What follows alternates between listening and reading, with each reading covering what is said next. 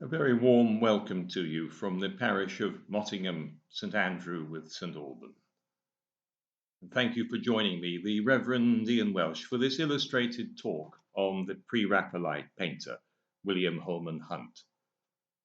I've chosen to focus upon Hunt for this Easter season talk because he was a committed Christian and took pains to ensure that his paintings conveyed edifying moral and spiritual messages. Holman Hunt lived from 1827 until 1910, and he's justly well known, of course, for his renowned painting, The Light of the World, with its iconic picture of Christ holding a cosmic lamp and surrounded by a halo of moonlight. But other than this much reproduced image, the paintings of this celebrated pre-Raphaelite artist are relatively unknown in his native country. Why this may be so is a question for the cultural theorists and students of cultural fashion to consider. But it's a great pity because his talent marks him out as one of the great figures of British 19th century art, as recognised by no less a figure than John Ruskin himself. So it seems unjust that his works are often overlooked and many of them forgotten. And so this is very much a question of artistic fashion and taste.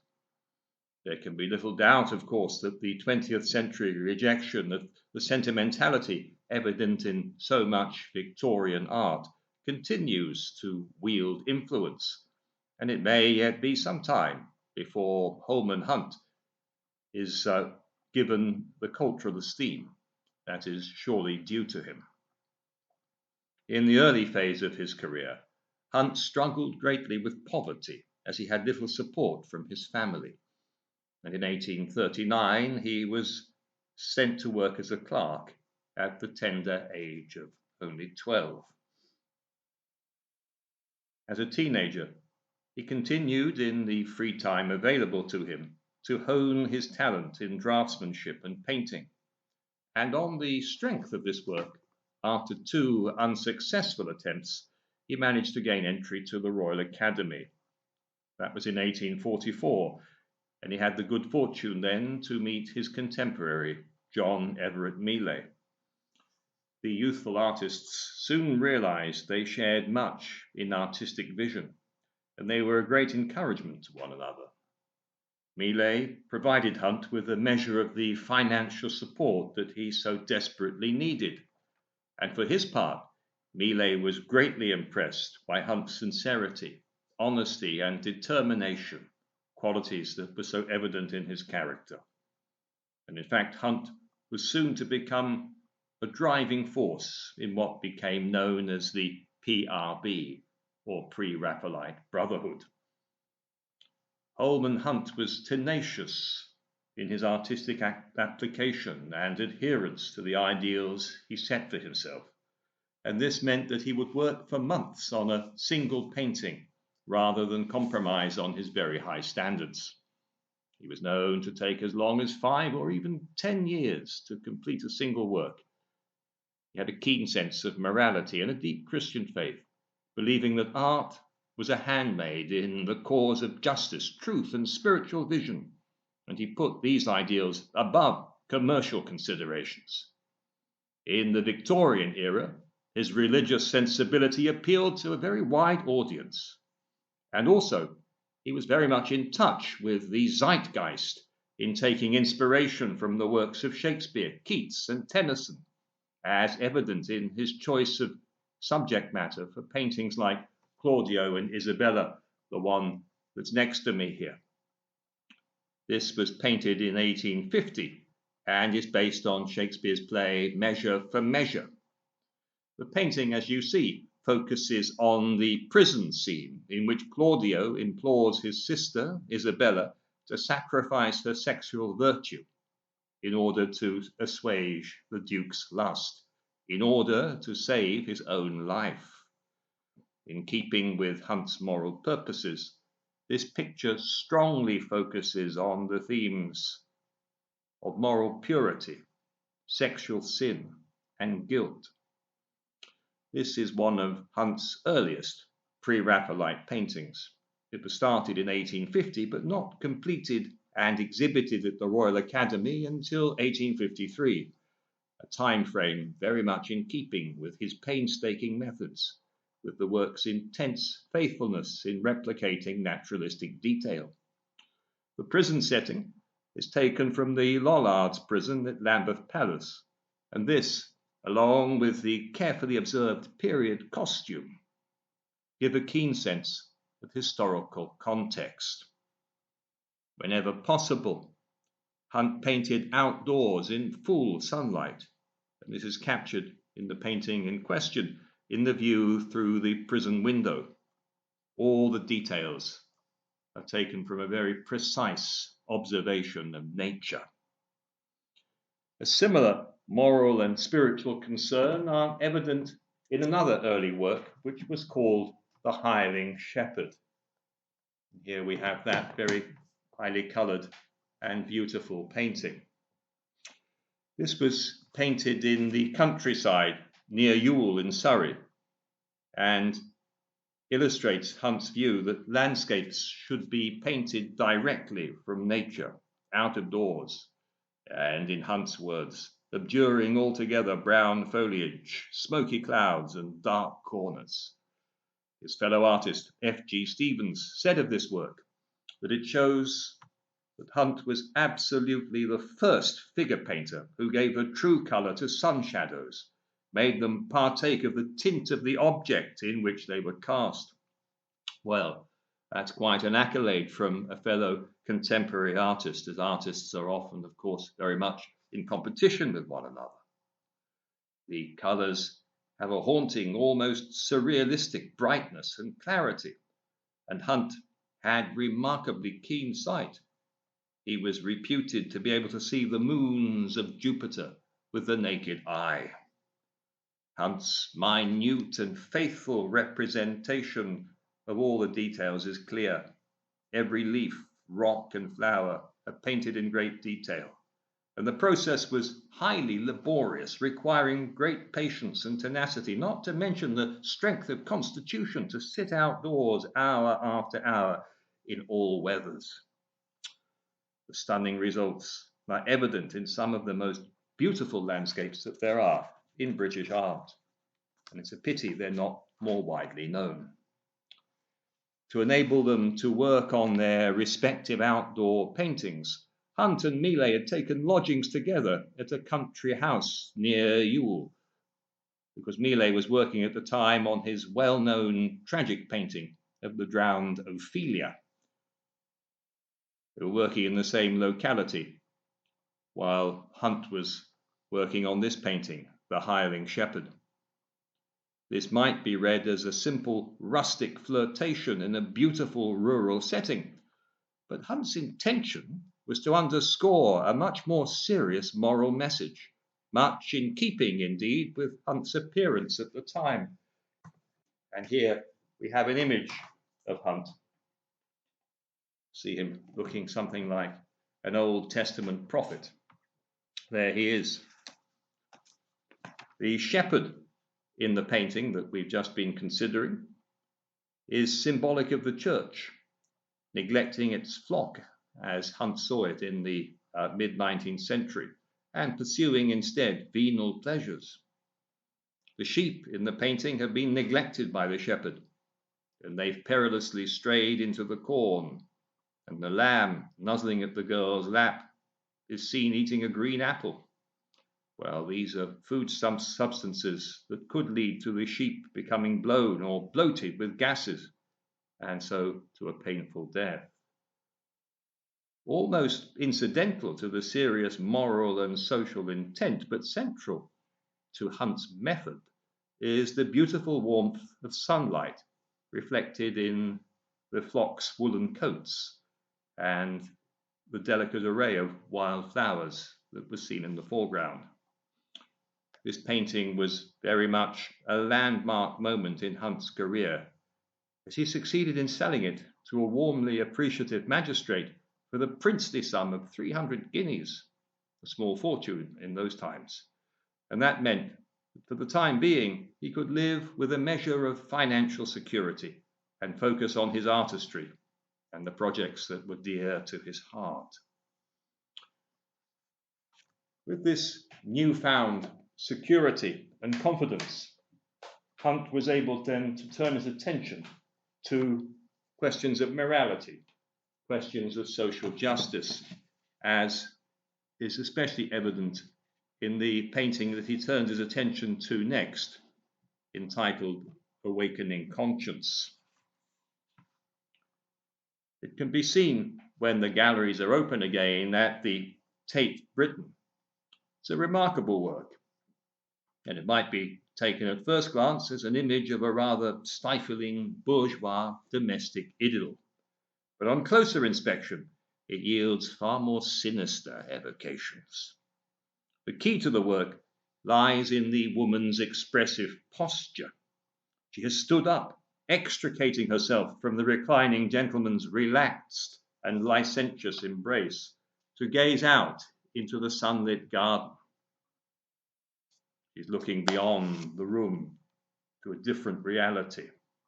And this can be seen reflected in the mirror to the rear of the scene. She's clasping her hands together in a gesture of guilty remorse as she reflects on the painful fact that she is a kept woman and therefore has no wedding ring. So she's covering her hands to disguise the fact, to hide the fact even from herself. The glove and the musical score cast down to the floor indicate a state of careless moral laxity, whilst the exotic decor suggests a life of decadent indulgence. At the same time, the cat playing with its wounded prey, the dying bird on the carpet to the side of the couple, is gazing up at the woman from under the table, suggesting a parallel with the man himself, who also relates to the woman as a plaything, with dire consequences for her state of soul. The man seems totally oblivious to her situation and to the stirrings of conscience. And the clock above the piano underlines the fact that time is passing and that she needs to escape from her life of moral degradation before it is too late. Whilst the picture on the wall depicts the woman taken in adultery, making a tacit plea to the viewer for the withholding of moral judgmentalism. The painting dramatizes a life-changing epiphany, and at the same time achieves a sensitive evocation of moral character, questioning the dependent status of women in Victorian society. Hunt came in for criticism from the Athenaeum, a popular magazine of the time, for focusing on the repellent aspect of domestic life. But Ruskin wrote a strong defense of the painting's high moral seriousness, upholding Hunt's good reputation. Ruskin wrote that every item in the room has a fatal newness, and further, that if one were to examine the whole range of the walls of the Academy, there will not be found one work powerful as this to meet full in the front the moral evil of the age in which it is painted, and to waken into mercy the cruel thoughtlessness of youth, and subdue the severities of judgment into the sanctity of compassion. Fulsome praise indeed from the greatest British art critic of the 19th century. Exhibited alongside Awakening Conscience at the Royal Academy's exhibition for 1854 was a work that stands out as probably the most famous of Victorian religious paintings, which I'm sure you will know very well, and that is, of course, known as The Light of the World. There are two versions of this painting. One of them hangs at Keble College, Oxford, and that's the original work, and then there's a larger and much later version at St. Paul's Cathedral. In order to attain the precise lighting effect he sought for this picture, Hunt painted it at Worcester Park Farm in the evening and night time of the winter months of 1851. He worked by lamplight in an orchard at night, suffering considerable physical privations. In order to protect himself from the elements, he came up with a rather ingenious idea. He sat in a kind of makeshift sentry box to be protected from the wind and rain, and he had his trousers stuffed with straw to keep out the cold.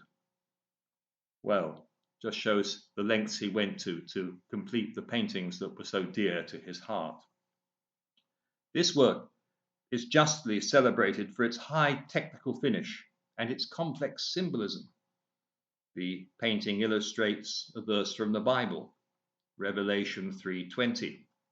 Behold, I stand at the door and knock. If any man hear my voice and open the door, I will come into him and will sup with him, and he with me. Heavily symbolic, the door in the painting is the door of the human soul. And as befits the human condition, its hinges are rusted and it's all overgrown with the weeds of spiritual torpor and corruption. Further inspection reveals that there is no handle on the outside of the door, so this means that the door must be opened from within through the free will of the one who responds to Christ's patient call. Jesus Christ's melancholy expression suggests that his call is often unheeded. And so although he is the cosmic resurrected Christ in a regal cloak, he still wears a crown of thorns, a crown of suffering. His cosmic authority is evoked by the star-shaped apertures in the lantern that he's holding, and also through the beautiful fact that the halo behind Christ's head is formed by the full moon, a lovely detail. The world is indeed, as we see, in darkness, but Christ's lamp of love and wisdom still shines, and his face is illuminated by the natural light of heaven through the moonlight around him. The Garden of Eden and humankind's fallen state is recalled in the fact that the painting depicts an apple orchard, the fallen apples in the foreground, recalling the temptation and fall from grace of humanity's first parents. Thomas Carlyle criticized the painting for what he considered its popery and its appeal to the Oxford movement and Anglo-Catholicism. But again, Ruskin championed the young artist, defending it as one of the noblest works of sacred art ever produced in this or in any age. Again, fulsome praise from John Ruskin himself.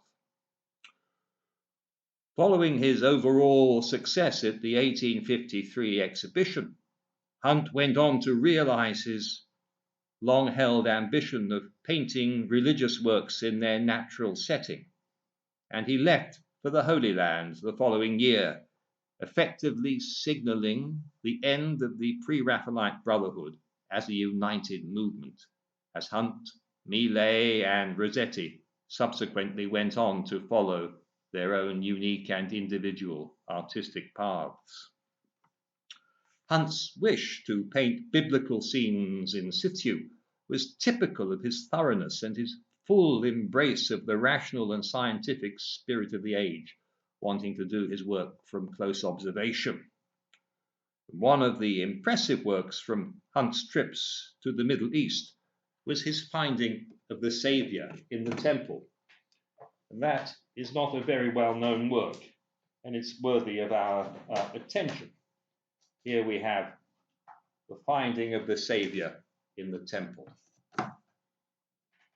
This, of course, illustrates that scene where Mary and Joseph realize that on the return from Jerusalem, their boy Jesus is no longer with them. This was begun in the Holy Land in 1854 and 55, but not completed until some 5 years later. With its punctilious attention to historical costume and cultural detail, and with its naturalistic presentation of the Holy Family, the painting was greeted by warm public enthusiasm. The Manchester Guardian observed that no picture of such extraordinary elaboration has been seen in our day. And on the basis of this praise, Hunt consulted Charles Dickens about the price, deferring to the author's keen business sense. And in the event, the painting sold for the enormous sum of £5,500, consolidating Hunt's independence and financial security. Perhaps the strangest and most impressive work from Hunt's visit to the Holy Land was one known as the Scapegoat, and that is indeed an extraordinary work of art, as we can see in this image. There we have the Scapegoat. This was painted at a place perhaps appropriately called Uzdum on the Dead Sea, a place indeed doom-laden and full of menace. Hunt's journey to the Dead Sea was itself a great and dangerous adventure, an epic adventure, you might say, because he and his few companions were threatened at one point by a band of 7 heavily armed robbers. They had guns, spears, clubs, pistols, everything. And they were nonplussed by Hunt's ignoring of their presence as he continued to paint on undaunted despite their menacing weapons. But after some altercation with Hunt's companions, they continued peaceably on their way, deciding that there were slim pickings in the artist's encampment. On another occasion, he was obliged to pull himself to safety from a pit of slime, akin to quicksand, crawling on his belly to save himself. And his presence of mind in this situation saved him from an ignominious and early end.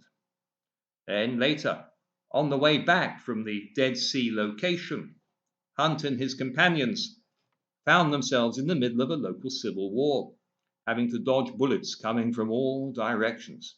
Somehow they survived. Criticism is divided on the Scapegoat, which illustrates the Talmudic tradition in Israel of driving a white goat into the wilderness with a red woolen band tied to its horns. Tradition states that if the red wool turns white, then the propitiation is accepted by God and the nation's sins are forgiven for another year. Hunt spent many days at Uzdum painting this haunting and unearthly background at sunset in order to add a harmony of lurid pink and purple hues to the canvas, intensifying the painting's eerie atmosphere. In order to finish the painting, he apparently brought a goat and a quantity of Dead Sea mud and stones back to his studio in London. Must have been interesting going through customs. The painting was received with some puzzlement by the RA in 1855, but its spiritual intention is very clear. That Jesus Christ is for Christians the true scapegoat, whose sacrifice has indeed been accepted, having overcome the world's forces of sin and death, as symbolized by the stagnant waters of the Dead Sea and the bones of dead sea creatures protruding from the salty depths. It is certainly a challenging work and calls into question any dismissal of his work as mere sentimentalism. Only a man of deep prayerfulness and Christian commitment would willingly have undergone the privations and dangers that were needed to bring this work into being through an accurate observation and representation of the Dead Sea landscape in situ. Hunt returned to the Holy Land for a further 3 years, from 1869 to 1872, during which time he painted another unique mystical work entitled The Triumph of the Innocence. And that work also is worthy of our attention and is sadly not that well known. The Triumph of the Innocence. This depicts the Holy Family's vision of the murdered babes on their flight into Egypt to escape from Herod's cruelty. You recall that Herod had murdered all the baby boys because he was afraid that one of them would be the Messiah and would take over his kingdom. The baby boys in this painting, have strange watery auras and these are intended to symbolize the streams of eternal life that encompass their tender souls. In another symbolic detail, the airy globes, as Hunt called them, floating in the air, reflect biblical allegories, signifying the spiritual perception that in Christ, the Jewish millennium, the golden age, or promised time of salvation, has arrived, even though the world might not realize and recognize the fact. This unique work was described by Ruskin as the greatest religious painting of our time, although Hunt's fellow pre-Raphaelite and friend, Frederick George Stevens, found the painting's mixture of the real and visionary puzzling and ultimately unsuccessful. Opinion on the work remains divided. Nonetheless, there can be no question that it is certainly a striking and highly original work of spiritual vision, and as such deserves continued attention, consideration, and commentary. This painting, along with its companion piece from Hunt's second trip to the Holy Land, The Shadow of Death, occupied Hunt for many years towards the end of his life. And there we have The Shadow of Death. See our Jesus Christ in his carpenter's workshop.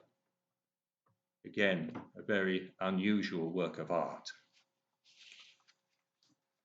The depiction of Christ here is somewhat harsh and unattractive, and this deflects any thought that Hunt's prime purpose is purely aesthetic, a simple concern for external beauty and attractiveness. You'll see the reflection there on the wall of Christ's posture of ecstatic prayer and how it presages the crucifixion.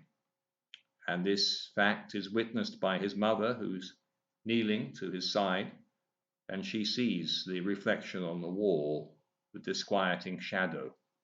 And this foretells the fact that a sword of grief will indeed pierce her own soul, as had been foretold. Surrounded by tools and wood shavings in his carpenter's workshop, Christ's humanity is strongly evoked, and by the same token, the full reality of his redemptive suffering on the cross that is so strongly suggested in the reflection. Christ's pose underlines his physical vulnerability and evokes our sympathy and compassion for all that he was later to undergo, as well as our gratitude for his redemptive, self-sacrificial love. This work strongly attests to the depth of Hunt's religious faith, and again is remarkable for its close and detailed observation of the cultural life of first century Palestine. There we have it then, The Shadow of Death. The last and most famous of Hunt's pre-Raphaelite paintings occupied him from 1886 through until 1905, a few years before his death, by which time his eyesight sadly was failing. The painting depicts the fateful and fatal moment when the Lady of Shalott, the character from Tennyson's poem of the same title, breaks her vow and gazes out of the forbidden window at the world outside, thus being drawn down into the suffering and travail of the mortal realm, a moment paralleling the fall from the Garden of Eden. The Lady of Shalott is caught between the picture of the Christ child on one side and Hercules picking one of the apples of the Hesperides on the other, an image recalling the fall and the pre-Christian mythological world. This contrast suggests that she is caught between redemption on the one hand and moral fallibility on the other. And of course, she stoops to folly and looks out of the window, and her fate is sealed. We see her hair blowing in the wind. This wind and the way her hair has been depicted evokes the winds of passion that are about to propel her from the safety of her paradisal ivory tower into a life in the outer world. As with all Hunt's work, there's a very high moral and religious purpose here. This painting, as with many of his other works, succeeded in obtaining a wide popular audience. By and large, such themes, and indeed Hunt's painstaking pre-Raphaelite style, would not have such a wide appeal today. Nonetheless, along with his fellow founding members of the pre-Raphaelite Brotherhood, Rossetti and Millet, his output is justly regarded as one of the great achievements of 19th century British painting, and is the work of a man of great talent, of highly original imagination and sensibility, and of a person who considered his vocation as a painter and artist as a religious calling, entailing a great sense of spiritual responsibility. Well, that brings us to the end of this little excursion into considering the work of one of the key figures in the pre-Raphaelite movement. Many thanks to you for joining me for this brief consideration of 19th century art. I hope you've enjoyed this talk, and I look forward to seeing you again soon. In the meantime, take good care, keep safe, and God bless.